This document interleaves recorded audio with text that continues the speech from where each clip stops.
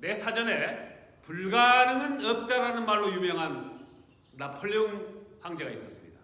그는 프랑스의 황제이면서 동시에 군을 지휘하는 총사령관의 역할을 같이 수행하고 있었는데요. 나폴레옹 하면 말을 타고 있는 멋진 모습이 생각납니다. 그는 말을 무척 사랑했습니다. 좋아했습니다.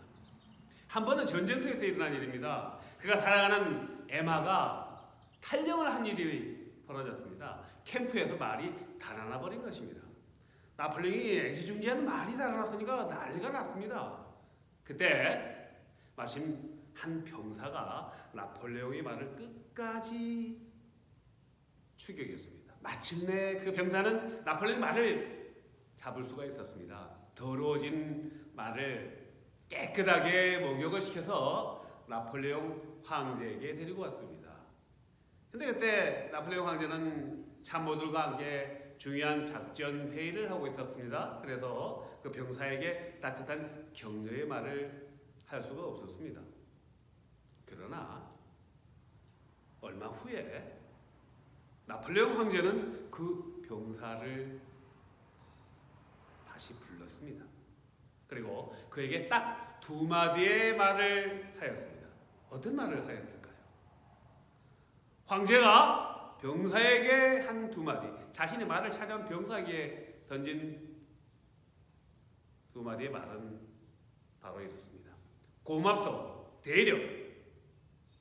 그 말을 들은 병사는 자신의 숙소로 가서 자신의 짐을 챙겨서 장교 숙소로 이동을 하였습니다. 황제의 이 한마디면 충분합니다. 다른 어떤 인사명령서가 필요합니까? 일개 사병의 신분에서 황제의 한마디로 고급 연간 장교의 신분으로 변화된 것입니다. 하물며 인간 세상에 황제의 말도 이렇게 엄청난 파워가 있습니다. 하물며 천지를 창조하신 하나님의 능력과 하나님의 말씀의 힘에 견주어 보겠습니까? 오늘 바울은 로마서 8장 31절부터 39절의 말씀을 통해서 하나님이 택하신 자들에 주시는 특별한 사랑에 대해서 이야기를 하고 있습니다. 먼저 기도로 시작하겠습니다. 아버지 하나님, 창세전에 예수 그리스도 안에서 우리를 부르신 우리를 의롭다 칭하여 주심을 감사합니다. 하나님의 자녀로 불러주심을 감사합니다. 오늘 말씀을 통해서 하나님의 거룩한 자녀로 변해가는 결단하는 시간 되게 하여 주옵소서. 예수님의 이름으로 기도합나이다. 아멘. 오늘 본문 31절은 그런즉 이 일에 대하여 우리가 무슨 말 하리오로 시작합니다. 그런즉 앞에 있는 문장을 수식하는 접속사입니다. 앞에 30절의 말씀이 무엇인가를 한번 찾아보겠습니다. 또 미리 정하신 그들을 또한 부르시고 부르신 그들을 또한 의롭다 하시고 의롭다 하신 그들을 또한 영화롭게 하셨다라고 말하고 있습니다. 바울은 하나님이 미리 정하신 사람들에 대해서 에베소 교인들에게 보내는 에베소서에서 1장 4절부터 6절의 말씀을 통해서 구체적으로 설명을 하고 있는데요. 에베소서 1장 4절부터 6절의 말씀을 한번 보도록 하겠습니다. 4절 곧 창세전에 그리스도 안에서 우리를 택하사 우리로 사랑 안에서 그 앞에 거룩하고 흠이 없게 하시고 창세전 예수 그리스도 안에서 택하사 하나님이 사랑 안에서 거룩하고 흠이 없게 하시려고 미리 부르셨다는 것입니다. 5절의 말씀입니다. 그 기쁘신 뜻대로 우리를 예정하사 예수 그리스도로 말미암아 자기의 아들들이 되게 하셨으니 예수 그리스도로 말미암아 미리 정하신 자들은 예수 그리스도로 말미암아 아들 딸이 되게 하셨다는 것입니다. 오늘 예배하러는 우리 저와 여러분들을 하나님이 예수 그리스도 안에서 당신의 아들 딸이 되게 하셨다는 것입니다. 그래서 우리들이 하나님을 아빠 아버지라고 부를 수 있는 거 아닙니까? 6절의 말씀을 보겠습니다. 이는 그가 사랑하시는 자 안에서 우리에게 거저 주시는 바 그의 은혜의 영광을 찬송하게 하려는 것이다. 주시는 은혜의 영광을 찬송하게 하려 하신다는 것입니다. 미리 부르신 자들을 의롭다 하시고 의롭다 하신 자들을 영화롭게 하시는데, 그 미리 부르신 자들은 첫째, 거룩하고 흠이 없게 하시려고, 둘째, 예수 그리스도 안에서 아들과 딸이 되게 하셨고, 셋째, 그의 영광을, 은혜의 영광을 찬송하게 하는 것이라고 말하고 있습니다. 하나님 예수 그리스도 안에서 저와 여러분을 하나님의 자녀로 삼아주셨습니다. 오늘 예배하러 오는 우리들은 하나님의 자녀로 미리 택함을 받은 하나님의 자녀라는 것입니다. 감사해야 할 일입니다. 예배는 아무나 하는 것이 아닙니다. 하나님의 자녀들이 나와서 하나님의 영광을 찬양하는 것입니다. 하나님이 우리에게 주시는 특권인 것입니다. 바울은 오늘 본문을 통해서 4가지 교훈을 주고 있는데요. 첫째, 하나님의 자녀에게는 모든 것을 주시기에 대적자가 없다고 말하고 있습니다. 31절과 32절을 보면요, 예수 그리스도까지 우리에게 내어주신 하나님이 무엇을 주지 않겠느냐. 하나님이요, 우리의 영원한 생명을 위해서, 우리가 죄인이었지 않습니까? 우리 죄를 사하여 주시고 하나님의 자녀로 함께 해서 사랑하는 아들 예수 그리스도까지 내어주신 하나님이 우리에게 무엇을 아끼시겠냐는 것입니다. 그러므로 대적자가 없다는 것입니다. 우리를 누가 대적하겠습니까? 하나님의 자녀를 누가 대적하겠습니까? 많은 것을 주시지 않겠습니까? 많은 것을, 하나님의 능력과 하나님의 지혜와, 여러분, 하나님의 능력 중에서도요, 지혜라는 것이 있습니다. 지혜는 지식과 구별됩니다. 지식은요, 지난 과거의 경험을 말하는 것입니다. 그래서 학습을 통해서, 공부를 통해서 습득할 수가 있습니다. 배울 수가 있습니다. 지식은 공부를 통해서 얻을 수가 있는 것입니다. 그러나 지혜는 무엇입니까? 지혜는요, 앞으로 일어날 일에 대한 통찰력입니다. 그것은요, 예지력이라고 할 수 있죠. 그것은 하나님이 주시는 특별한 은혜인 것입니다. 솔로몬은 이렇게 고백하지 않습니까? 잠언 9장 10절을 통해서 여호와를 경외하는 것이 지혜의 근본이라. 전능자를 아는 것이, 하나님을 언더스탠딩 하는 것이 명철이라. 지혜는요, 하나님이 주신 은혜인 것입니다. 미국의 16대 대통령 아브라함 링컨이 있었습니다. 그는 어려서 부모님들이 다 일찍 세상을 떠났습니다. 그 어머니가 어린 링컨에게 준 것이라고는 낡은 성경책과 신앙의 유산을 남겨두고 하늘나라로 갔습니다. 그러나 링컨은 어머니가 물려주신 그 신앙의 유산을 끝까지 지켰습니다. 기도하는 사람이었습니다. 성경을 늘 가까이 하는 사람이었습니다. 하나님께서 지혜를 주시니까 어린 나이에 힘들게 성장했지만 결국 미국의 대통령이 되었습니다. 남북전쟁을 승리로 이끌었고요, 노예를 해방시킨 대통령으로서 지금까지도 온 미국 국민들에게 사랑과 존경을 받는 마음속에 우리의 대통령으로 남아있지 않습니까? 두 번째, 오늘 본문에서 바울은 하나님의 자녀들은요, 고발과 정죄를 당하지 않는다고 말하고 있습니다. 33절과 34절의 말씀을 통해서 고발과 정죄를 당하지 않는다고 말하는 것입니다. 하나님이 예수 그리스도의 십자가의 죽음으로 인하여 우리를 의롭다고 칭하셨기 때문에 누가 고발하겠습니까? 그리고 하나님의 자녀 삼아주셨는데 누가 고발하겠습니까? 세상 법정도 대법원에 올라가서 죄가 없다고 결정하면 그것으로 끝입니다. 죄가 있어도 보석금을 받고 사면을 결정하면 자유인이 될 수 있습니다. 동일한 사건은 일사부재리의 법칙에 의해서 다시 고발당하지 않습니다. 요한복음 8장에 보면은 바리새인들과 서기관들이 현장에서 가늠한 여인을 잡아서 예수님 앞으로 끌고 나온 사건이 있었습니다. 모세 율법에 의하면은 가늠한 여인은 어떻습니까? 돌을 던져서 죽이는 형벌에 처하게 되어 있습니다. 예수님께 어떻게 해야 되냐고 묻습니다. 예수님이 허리를 굽혀서 바닥에 손가락으로 무엇인가를 쓰셨습니다. 종용하는 무리들에게 예수님이 이렇게 말씀하셨습니다. 너희 중에 죄 없는 자가 저 여인을 먼저 돌로 치라. 그 말을 마음에 양심의 가책을 받은 사람들이 하나 둘씩 다 자리를 떠났습니다.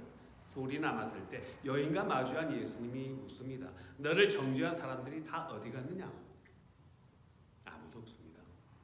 예수님이 여인에게 이야기합니다. 나도 너를 정죄하지 않는다. 다시는 죄를 짓지 말아라. 예수님이 정죄하지 않는다고 하면 그것으로 끝입니다. 사람들에게 끌려서 예수님 앞으로 왔던, 자발적으로 예수님 앞으로 왔던 예수님이, 하나님의 아들이 정죄하지 않는다고 하면 그것으로 끝인 것입니다. 하나님의 자녀들은 고발당하지 않고 정죄하지 않는다는 것입니다. 세 번째, 하나님의 자녀는요, 하나님이 미리 정하신 자들은요, 어떠한 환난과 고난과 시련도 그리스도의 사랑에서 끊을 수 없다고 말하고 있습니다. 택함받은 그리스도인들은 사방팔방에서 어려움으로 시련으로 고난으로 우겨싸움을 당할지라도 그리스도의 사랑에서 끊어지지 않는다고 고백하는 것입니다. 바울은요, 고린도후서 11장에서 자신이 겪은 수많은 그 고난과 시련을 오히려 자랑스럽게 이야기합니다. 바울은 수많은 선교지를 다니면서 유대인들에게요, 40에서 하나, 39대의 매를 5번이나 맞았습니다. 3번 태장으로 맞았고요, 한 번은 돌에 맞아 죽은 줄 알고 내버려졌는데 다시 살아났습니다. 유대인들에게 가장 큰 형벌은 돌에 맞아 죽는 것입니다. 3번 파선했습니다. 선교지를 가면서 배가 난파돼가지고 파선을 3번이나. 일주일을 바다에서 표류한 적도 있었습니다. 밤과 낮을 표류한 경험이 있습니다. 헐벗었습니다. 굶주렸습니다. 추위와 더위와 강도의 위험과 강의 위험과 맹수들의 공격과 감옥에도 여러 번 갇혔지 않습니까? 바울에게 감옥은 최상의 선교지였습니다. 감옥에는 죄인들에게 예수 그리스도를 가르치고요, 간수들에게도 복음을 전했습니다. 주 예수를 믿으라, 그리하면 너와 내 가족이 구원을 받으리라. 감옥에 있으면서 선교지에 뿌리는 그 성도들을 위해서 열심으로 기도했습니다. 그리고 그 감옥에서 주옥 같은 옥중 서신서를 쓰지 않았습니까? 바울은 고린도서 12장에서 자신의 육체에 가시가 있었다고 고백을 합니다. 육체적인 질병인지 멘탈의 프로블럼인지 우리가 정확하게 알 수 없습니다. 바울이 자신의 사도직을 수행하기 위해서 자신의 육체의 고난이 덕이 안 된다고 하나님께 간절히 기도하였던 것입니다. 그런데 하나님은 뭐라고 말씀하십니까? 내 은혜가 내게 족하다. 그 말을 들은 바울이 이렇게 고백합니다. 고린도후서 12장 9절에서 나의 약함으로 온전하여집니다. 내 능력이 약함으로 온전하여집니다.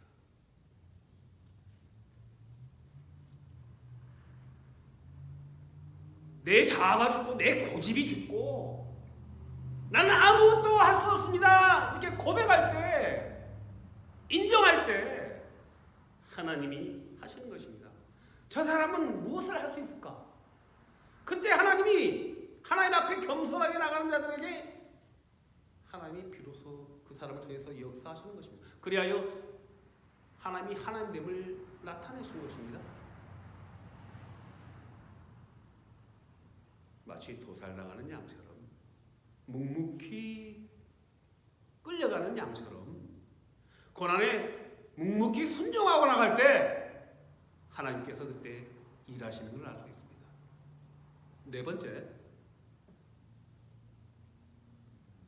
하나님의 택하신 자들은요, 미리 부르신 자들은요, 의롭다고 칭하신 자들은요, 하나님의 자녀로 택함 받은 사람들은요, 결국은 어떤 환난이나 시련이나 고난이 오더라도 하나님이 주신 사랑으로 세상을 넉넉히 이긴다고 말하고 있습니다. 승리하는 인생이 되는 것입니다.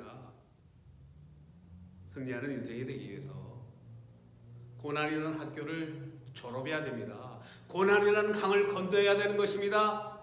그리함으로 하나님이 주시는 멸류관을 받게 되는 것입니다. 우리는 성경에서 요셉을 알고 있습니다. 창세기 37장부터 요셉의 이야기가 나옵니다. 17살에 아버지 야곱으로부터 사랑을 온통 툭착했던 요셉은 형들의 시기와 질투를 받아서 노예로 팔려갔지 않습니까? 애굽의 총리 보디발 집에 들어가서 노예 생활을 했습니다. 그리고 또 우여곡절 끝에 모함을 받아서 감옥에 갔습니다. 13년 동안을 종살이와 감옥 생활을 견뎌냈던 것입니다.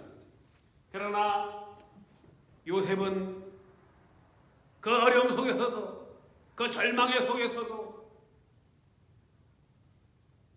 하나님께 무릎을 꿇고 기도했던 것을 우리는 알 수 있습니다. 마침내 나이 30이 되었을 때 하나님의 능력으로 이집트의 총리가 될 수 있었습니다.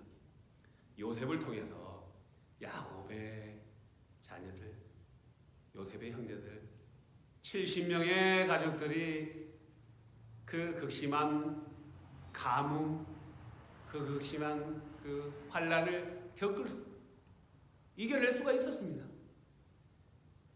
요셉을 통해서, 미리 보내신 자를 통해서 야곱의 자녀들이 애굽으로 고센 지역으로 와서 안착할 수가 있었지 않습니까?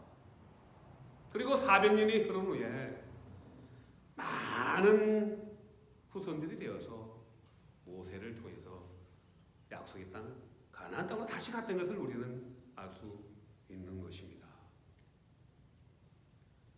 오늘 말씀에서 하나님의 택하신 자녀들에게는 사망이나 생명이나 천사들이나 권세자들이나 현재일이나 장래일이나 능력이나 높음이나 기쁨이나 다른 어떤 피조물이라도